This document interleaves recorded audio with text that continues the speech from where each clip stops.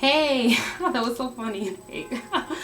Hey YouTube, this is Natalie again, aka New2-in-1, and I'm just doing a part 2 to the last video because it got cut off.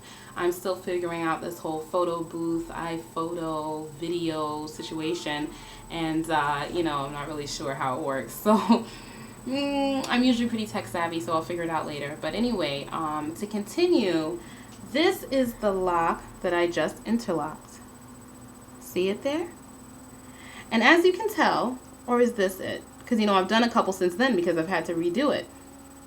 This is it. It's a little bit more defined around the edges, and it's just continuing the process. For me, it's not so important that my edges and I guess the boxes of my the root of my lock be so well defined. That's just not so important to me. What is most important, however, is that that the shafts of the lock be properly interfaced, that it really locks up, because that's always the main problem for me, is making it lock. Okay, so I'm going to show you with another one how I do it, and then I'm just going to give you a couple of tips because I've done so many since, it's just been one more video for you, but it's been like 20 more for me because I haven't figured out how to work this whole thing yet. But I'm sure somebody will give me some pointers at some point in time. This one looks good. Yeah, that one looks good.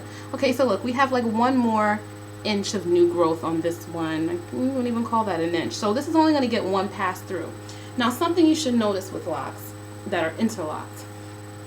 When you interlock it, the last place that you lock it through, that you pull it through, that's where it's going to stay. It's going to always be there until it starts to grow out and it starts to kind of get free because you have a lot of new growth and kind of like dangles wherever you want to push it.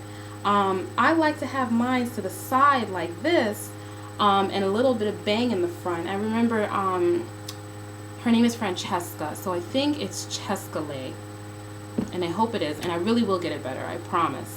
I remember her saying that she likes to have a little bit of bang in the front, and I like to have a little bit of bang in the front too. I mean, I don't know if you'd really call it a bang, but whatever this is, I like that because I've got a 5 head. I've got a lot of forehead going on, a lot of forehead and chin, so you want to kind of balance that out for myself. And so I like to have it kind of run this way. So what I'll do is the last time I pass through the lock, I'll pass it in and down. So I'll pass it this way so that it falls that way, and I'll pass it this way so that it falls that way. Now, another little thing that you need to know is that you don't want to pass it through the same thing twice. Because what I find is I get like little lumps and things like that when I pass through the same thing twice, and it doesn't really start to interlock. What it really will do is just like kind of look like two twisted strands lying right next to each other, and it kind of looks funny. So it's not really interlocking is all kind of a way of braiding the hair without making 3 pieces and braiding them together, because you can't do that because you have the lockdown at the bottom. So what you don't want two strands that are twisted next to each other, looking kind of like a horse's ponytail type of thing. Sometimes people do that type of braid. You don't want it looking like that. So, to be fully interfaced, you don't want to pass through the same place twice. I'm telling you all of this to tell you that the way that I do my hair is I wait at least 3 weeks until I have about that much growth, and that way I can do about 3 passes.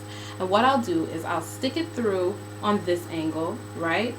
Latch it and pull it through, right? And then it'll lay here, so that means it's like laying to the back, and I really don't want that. I want it to lay to the side.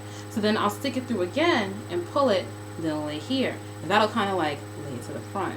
Nobody wants that either. I want it to the side. So then what I'll do is I'll stick it through and then pull it out the last time, and then now it's laying to this side, or standing sometimes. Sometimes my hair just stands up and it's standing to that side, and I like it better that way. So whichever way you want to have it laid, that's just the way you should put it the last time. But never through the same hole twice. Don't ever go through the same hole twice. Even if you're going through the same direction twice, try to get a little bit of hair underneath it so that you don't go through the same hole twice. That's kind of like, it defeats the purpose. It doesn't really get done right that way. So, okay, so let's choose this one. Okay, so again, we're going to get her really wet. Her. Bad, Natalie. We're going to get a little bit of the Cactus Leave-In Moisturizer. put a little bit in there. That's in the eye. That's okay. It's almost like live TV, so it's okay if I make a little bit of mistakes. I'm going to twist it to kind of catch up all the fuzzies, right? Then I'm going to, oh, let me look in the mirror, okay, guys? I'm going to push it to the side on the angle, right? I don't think I actually did this one right. Let me try it again. Like I said, I'm kind of nervous because, like, you guys are watching me, but that's okay, right? I hope I don't disappoint too many with this tutorial. It really is a lot easier than I'm making it look. It's just because I'm a little bit, you know, not used to trying to be in front of a camera and do it at the same time. Anyway, so yeah, and then you just pull it through, right?